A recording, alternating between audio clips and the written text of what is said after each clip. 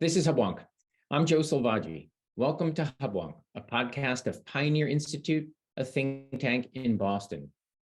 Climate change is the biggest health threat facing humanity. That is according to the World Health Organization, whose Global Health Pavilion featured prominently at last week's UN COP27 climate conference in Egypt. Indeed, scientists estimate that nearly 10% of all global human deaths are climate-related. But claims that a warming planet will cause an increase in climate-related deaths must contend with the reality that in the past century of warming, climate-related deaths have decreased substantially, and that colder temperatures currently cause nearly 10 times as many climate-related deaths as do warmer temperatures. If we should understand the threat of global warming as primarily a threat to human health and mortality, the public must better understand who are at risk of climate-related deaths, what factors contribute to their vulnerability, and what conditions actually improve climate-related health and resiliency. My guest today is climate scientist and Johns Hopkins lecturer, Dr. Patrick Brown. Professor Brown is co-director of the Climate and Energy team at the Breakthrough Institute, where he has written extensively on the effects of climate on global public health. Professor Brown will share with us the observations of his recent paper, Human Deaths from Hot and Cold Temperatures and Implications for Climate Change, and offer his insight into policy choices that reduce climate-related deaths in a warming world. When I return, I'll be joined by climate scientist, Dr. Patrick Brown. Okay, we're back. This is Hubwonk. I'm Joe Selvaggi, and I'm now pleased to be joined by co-director of the Climate and Energy team at the Breakthrough Institute, Johns Hopkins professor Patrick Brown. Welcome to Hubwonk, Patrick. Thank you for having me. Well, climate change is returned to everyone's top of mind for a couple of reasons. We've just had the recent COP27 meeting in Sharm el-Sheikh in Egypt, and also here in Boston, for what it's worth. I'm not sure if you're aware, we've had a royal visit to celebrate the so-called Moonshot Awards for those doing pioneering work in climate change mitigation. It's being given away by our future King of England, Prince William. So it's top of mind for everyone.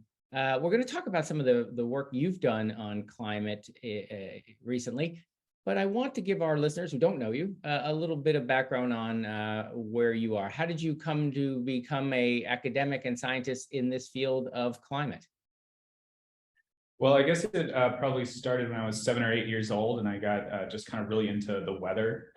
And so I'm from Minnesota, and so we have all of the kinds of weather. We have all the seasons, and I was really interested in tornadoes and severe weather, and used all of my birthday money to buy instruments. And I had a voicemail forecast and a newsletter and things like that. And so when it came to going to undergrad, I only applied to universities that had atmospheric science or meteorology as a major, and I ended up going to University of Wisconsin.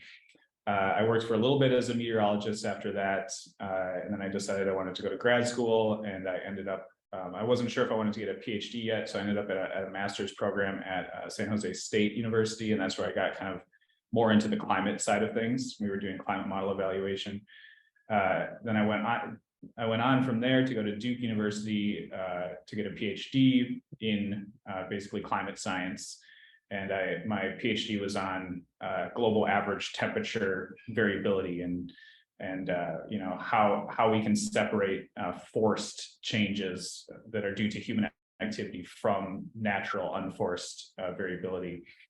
Then I did a postdoc at Stanford University, where I got into more of broadly human environment interaction and economic models of climate change and climate change mitigation.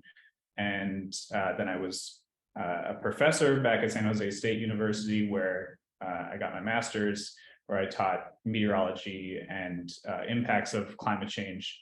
And now I'm co-director of climate and energy at the Breakthrough Institute.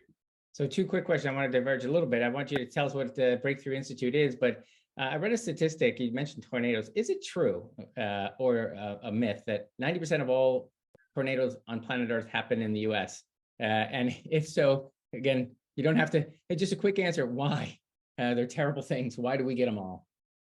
Yeah, I'm not sure the exact statistic, but it's a majority are in the Midwest of the United States, and it's just we have the right combination of ingredients there. That we have, you need warm, moist air basically colliding with cold air, and we get that in the middle of the country quite frequently, especially in the spring in the United States, with warm, moist air from the Gulf of Mexico and then cold air coming down from Canada. And there's just no other geography on Earth that has that right combination.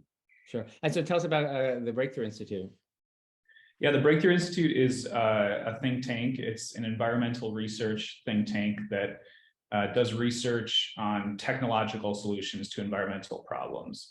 So we're pro-human, we're pro-technology, and we're pro high standard of living for humans. So that can make us kind of an outlier in the environmental community sometimes, where a lot of the environmental movement can frankly be kind of anti-human, definitely anti-technology, and anti consumption and energy consumption and standard of living, high standard of living. So that can make us kind of controversial, but those are the principles that are articulated in the ism that is behind the Breakthrough Institute, which is eco-modernism. And I would encourage people to look that up if they're interested in it. Sounds good. So let's stipulate for our listeners, we're not here as climate deniers. Rather, we're going to stipulate that the climate is warming. I don't know if that'll disappoint or excite some of our listeners, but we're going to put a pin in that and say we all accept that. Let's talk about your models. Again, we have some of a common a guest on the show in an earlier episode is Professor Roger Pielke, who talks about the difference between possible scenarios and plausible scenarios, meaning we've mapped out what might happen. There's always long tail risks on either side, but as the future unfolds, plausible scenarios start to emerge. Tell us about your list of plausible scenarios. What you see is what we're going to have in the future. Sure. So yeah, underpinning those scenarios are greenhouse gas emissions projections or trajectories. And so kind of going back to what you just said of like putting a pin in that it's warming. Yeah, I would just double down and emphasize that just all of the observations of everything that we think is sensitive to temperature is indicating that the Earth is warming. And so that's just beyond any possible reasonable doubt. And then attributing that to human activity is a little bit more complicated. But that is basically, right at that, threshold of beyond any reasonable doubt as well, that we are basically sure that increased greenhouse gas concentrations are driving the increase in global average temperature. And so because of that, then we can project temperature into the future, but it depends very much on how much greenhouse gases we emit going forward. And so that depends on projections of the global energy system and agricultural system. And I think what you're referring to with Roger Pielke's work and others in this area is some kind of critiques of these very high-end emission scenarios where a lot of the climate impacts literature relies on projections of temperature changes that are like 4 degrees Celsius by 2100. So we've warmed 1 degree Celsius since the Industrial Revolution. And so talking about an additional 3 degrees Celsius by 2100. And that requires this huge increase in emissions. It requires that basically we go way out of our way to dig up all the coal and burn it. And that just doesn't seem plausible anymore. I mean, it seems like coal is really being phased out and being replaced by natural gas, for example, and renewables to some degree, but not a huge amount so far. But what that means is that we don't think that we're headed for 4 degrees warming by 2100. But we don't think that we're headed towards these Paris goals either. We don't think we're headed towards only 1.5 or I think it's very likely that we would breach 2 and be somewhere between 2, 3, 3 plus possibly by 2100. But that's much more speculative than talking about the physical climate system, because you're trying to project human technology and GDP changes and all these things, which are much more difficult to project than the physical part of the climate system. So we're accepting that it's going to be a warmer planet in the future. A warmer planet's, of course, a different planet, but how? Let's introduce some other qualifications to. Is it a better planet or a worse planet? Of course, there's those who dismiss the warming. They'll accept warming. They'll say, "Look, climate's always been changing. I'm not gonna worry." There's others who say this is an extinction event, right? That the world will end as we know it. Somewhere in the middle is the answer. How do you or others like you, scientists like you, try to figure out how much of that warming matters to us as human beings and Earthlings? Yeah, I think you kind of have to look at it at case by case basis in terms of what the actual impact of the change would be. Taking a step back, the Earth has been a lot warmer in the past. If we are on one of these kind of middle emissions trajectories, and let's say it warms 3 degrees Celsius by 2100, that would mean that we're about as warm as the Earth was 3 million years ago in what's called the Pliocene. So we're not moving the Earth system into a place that it's never been before, but we are moving us as humans into a climate that we have not experienced before.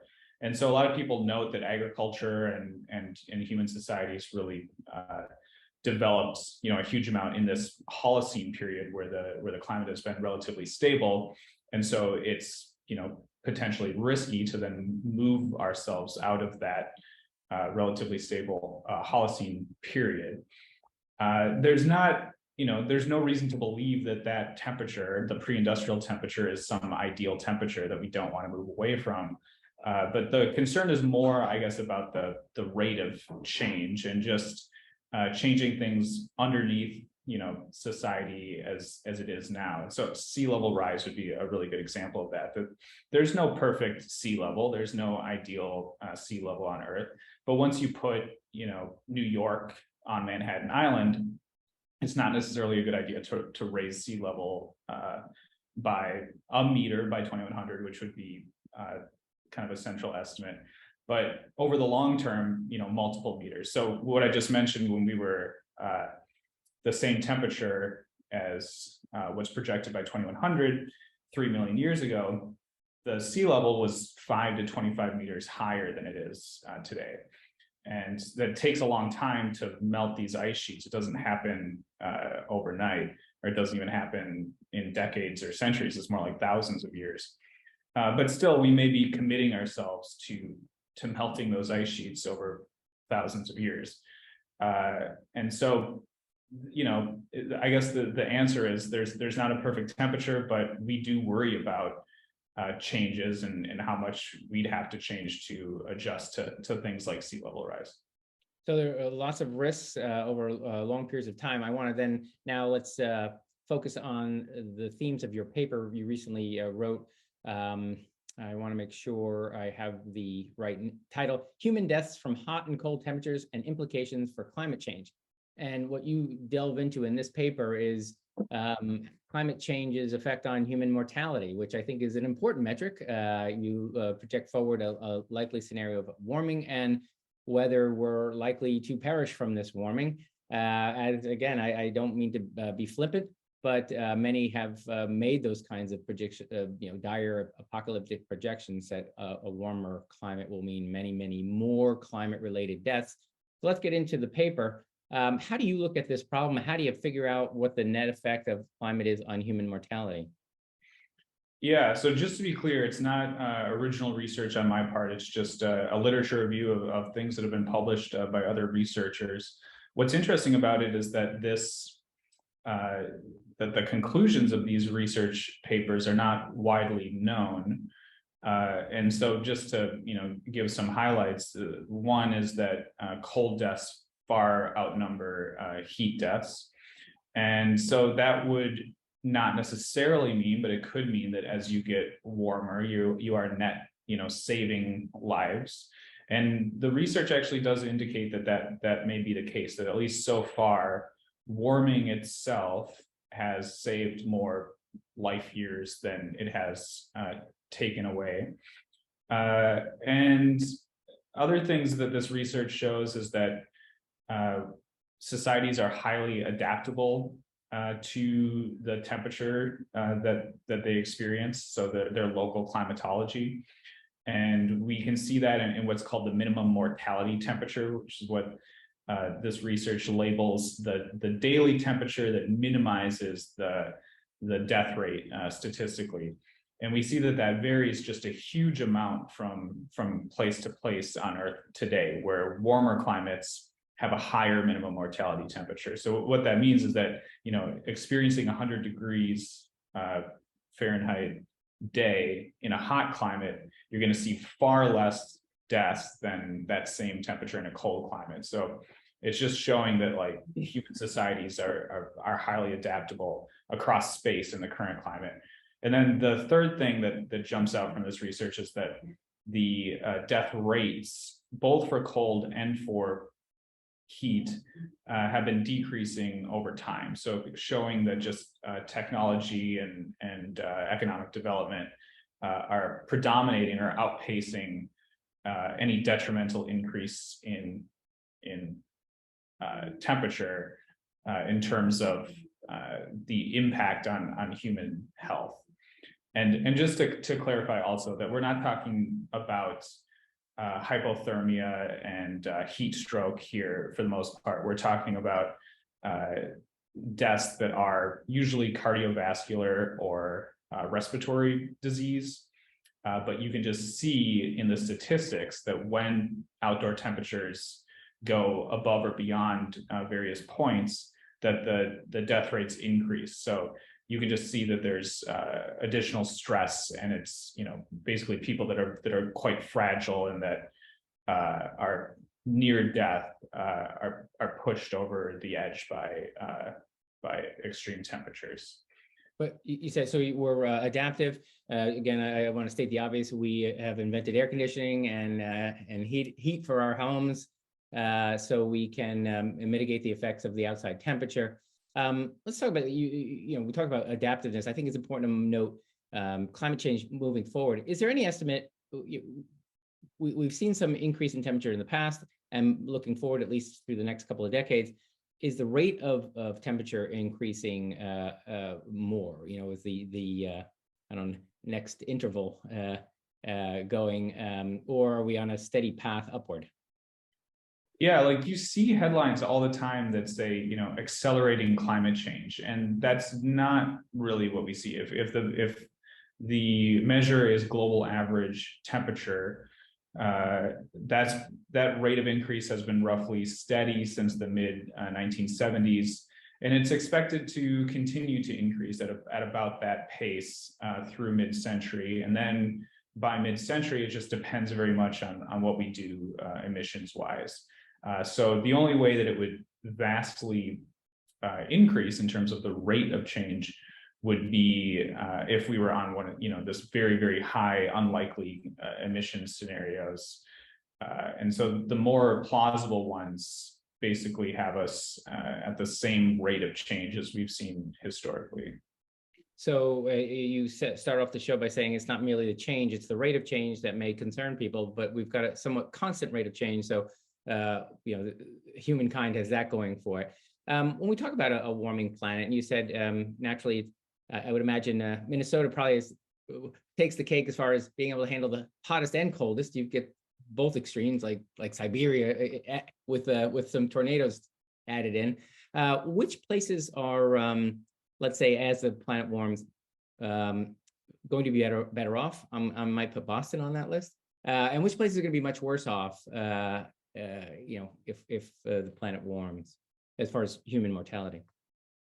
Yeah, in terms of human mortality, it's really interesting that it's not exactly the intuition that you would necessarily have. So, the intuition would be like where it's hot currently, that's where it's going to be harmed the most as it gets warmer. And where it's cold currently, that's where you're going to get the most benefits in terms of human mortality. But because of this high adaptability, It's not really simple like that at all. So we see, for example, in Nigeria, that there's way more cold-related deaths than heat-related deaths, even in places like Nigeria, or even in all of sub-Saharan Africa and in the Caribbean and in South Asia. We see the same effect where there's more cold-related deaths than heat-related deaths. So it's not so simple that just the hot places will experience more deaths as it gets warmer, and the cold places will experience less deaths. That minimum mortality temperature kind of adjusts enough where it's not obvious. So in terms of human mortality, there's not a clear way of stating, which locations would be better off and which locations would be worse off. And I think that's an area of research that you need to understand exactly what causes that minimum mortality temperature to change location by location, and then you would potentially be able to make better projections of that. Well, I gleaned that from your paper, and I kind of set you up for that question, because I'll say, okay, if hot doesn't mean worse and cold doesn't mean better in a warming planet, where are the most resilient places, and what is the variable that accounts for resiliency in your observation?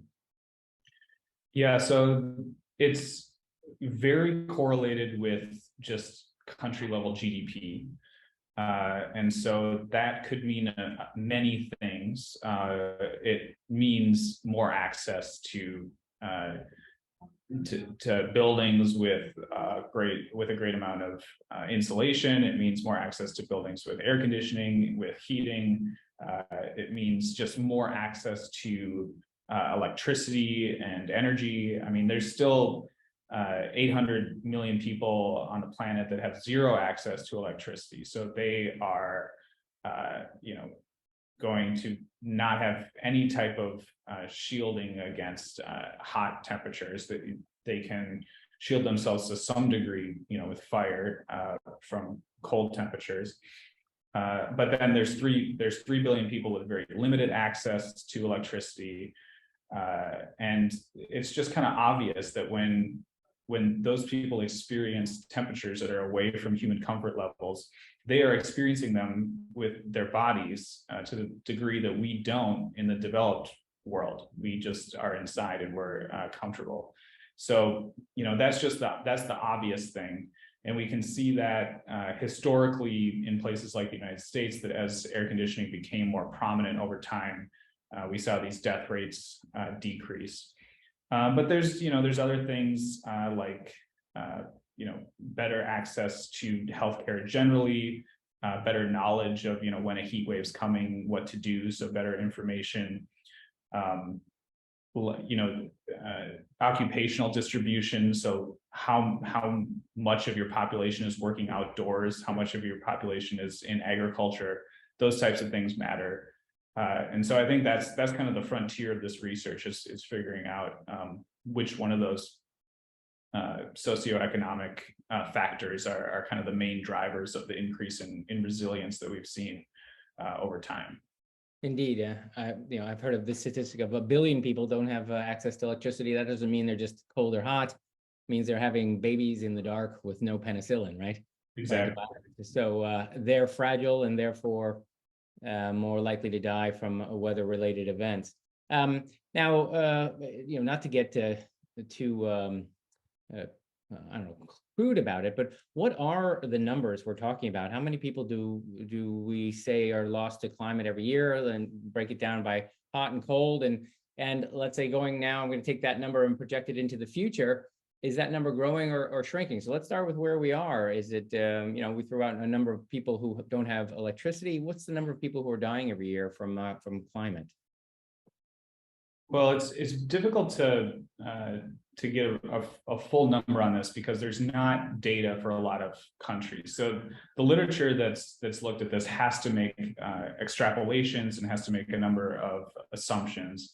But the papers that have tried to do this come up with a number that globally about 4.5 million people per year die in deaths that are related to cold temperatures, and about 500,000 die in situations that are related to hot temperatures.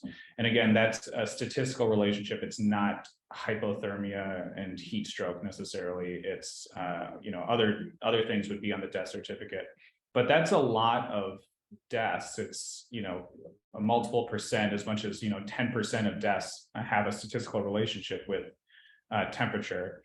And going forward, how that's projected, you see kind of incredible numbers by a lot of papers. So what will happen is that despite the fact that we've seen this increase in resilience over time in the past, a paper will assume no further increases in resilience and no further adaptation to climate, and then use a statistical relationship with deaths and hot temperatures, and project it like a huge increase in deaths over the remainder of the century.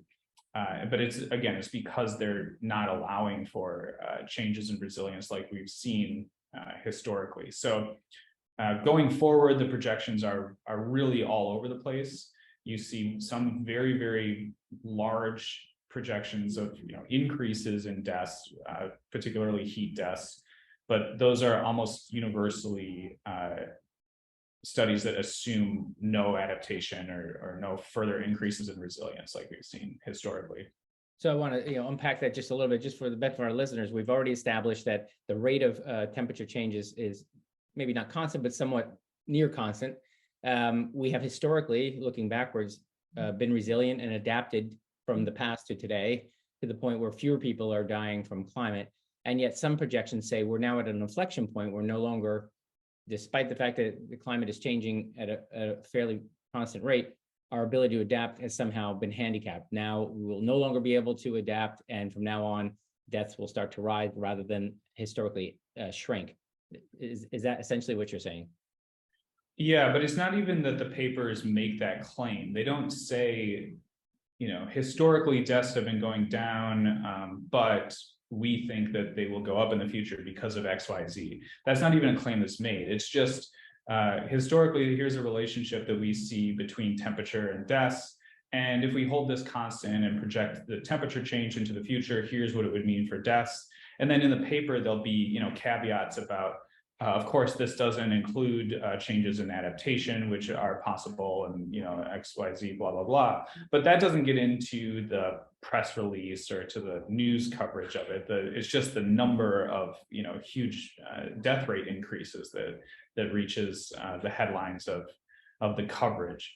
And so what ends up happening is that it's not a claim that the research actually makes, or the research within the text of the research paper is properly caveated as this is an idealized situation that we're not accounting for changes in adaptation like we've seen historically.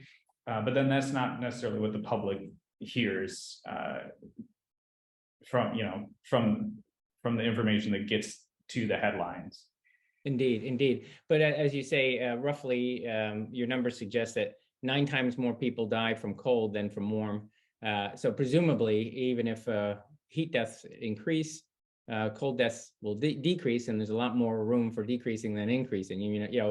If we cut the cold in half and double the heat, we're still net positive. I don't know if you're going to make the claim here with us, but looking at your estimates of increase in temperature and your sort of historical analysis of adaptability, and I'm going to make a bold claim here that the world seems to, in general, be getting wealthier, and we say that wealth and GDP correlate well with resilience. So theoretically, the planet is becoming more resilient as it becomes wealthier. What would you say about the future and the prospect for either fewer deaths or human extinction? So I see no evidence for anything like human extinction. In terms of human deaths going forward from extreme temperatures, it's the same thing. There's no reason to believe that the historical trends would suddenly reverse.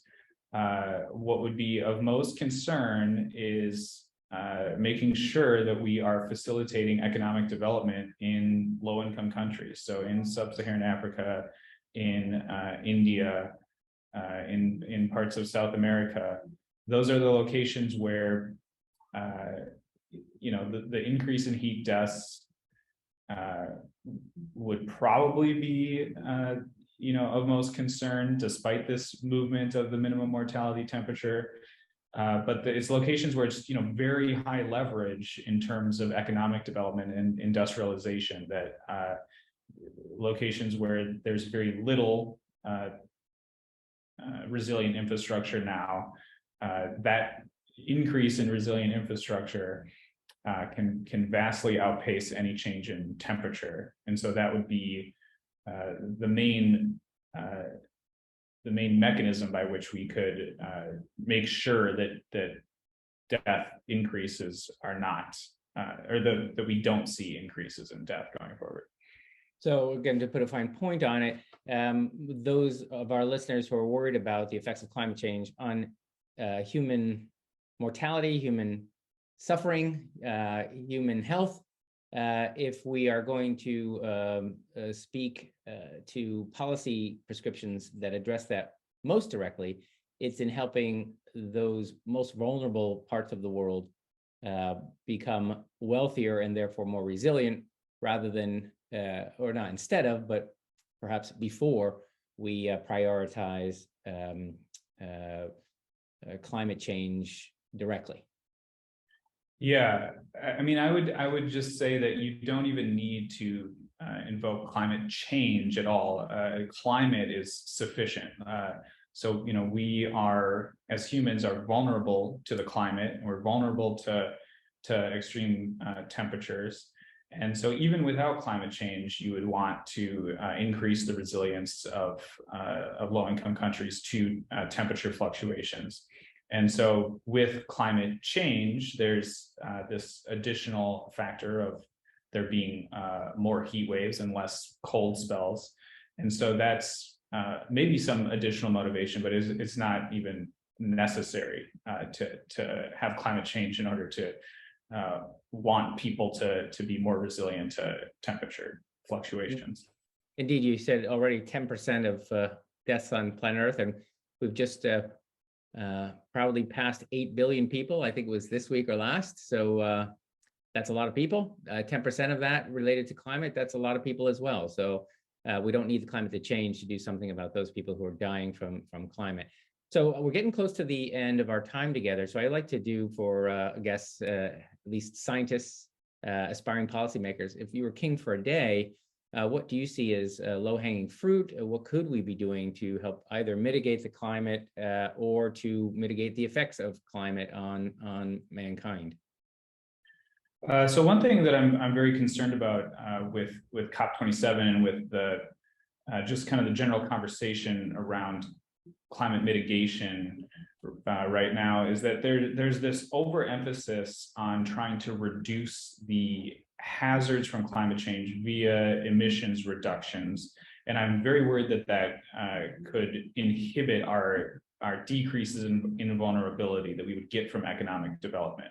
So I would make sure that we do not inhibit economic development in low-income countries in the name of making sure that we don't increase emissions anymore.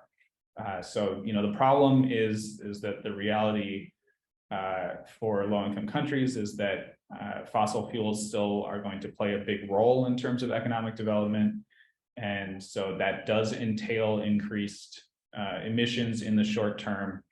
But in terms of impact on people, that will mean that climate will be less impactful on people. And so I would make sure that development is not inhibited and the direct mechanism is things like lobbying the World Bank not to finance any projects that involve fossil fuels, for example, in Africa. That's a big topic of discussion right now.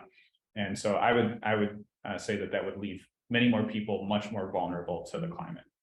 So whereas a lot of our listeners were very environmentally engaged, might have listened and agreed all the way to this point, there may be some departure whereby you say growth and GDP are favorable to mankind, even regarding climate, or particularly, especially regarding climate, whereas many environmentalists are decidedly anti-growth, attributing climate change with growth, and therefore less growth is less climate change, ergo making us all effectively poorer would make us all healthier. You refute that sort of line of reasoning. Yeah, and to be clear, this is a anthropocentric view. I mean, I am centering humans in this situation. And so if you are worried about warm water corals, for example, and I just use that example because it's a species that's particularly sensitive to warming. If you're worried about warm water corals, then that's not the right thing to do. It's not the right thing to increase emissions in the developing world, because that will entail harm on that species. But I would say that people that's their main concern should make that argument rather than an argument about human sensitivity to climate, because I think it's pretty clear from the data that economic development and industrialization can outpace the detrimental impacts from the temperature change on people. Wonderful. So our polar bear listeners are going to maybe have a different conclusion, but human listeners may as long as provided they make clear their priorities, may either agree with us or disagree with us. Incidentally, I think polar bear populations are actually going up, if I read recently. So our listeners who find your observations provocative, where can we read your work and more about your institute? Yeah, so if you just Google Patrick Brown Breakthrough Institute, it'll probably take you to my page there. And I'm active on Twitter, which is Patrick T. Brown 31. Well, that's wonderful. Well, thank you very much for joining us on this climate-oriented time of the year. You've been very informative, giving us our listeners something to think about, and I appreciate your work. Thanks for joining us here on Hubwonk. Thanks a lot for having me. This has been another episode of Hubwonk. If you enjoyed today's show, there are several ways to support Hubwonk. It would be easier for you and better for us if you subscribe to Hubwonk on your iTunes podcatcher. If you'd like to help make it easier for others to find Hubwonk, it would be welcome if you offer a 5-star rating or a favorable review. We're always grateful if you want to share Hubwonk with friends. If you have ideas or suggestions or comments for me about topics for future Hubwonk episodes, you're welcome to email me at hubwonk@pioneerinstitute.org. Please join me next week for a new episode of Hubwonk.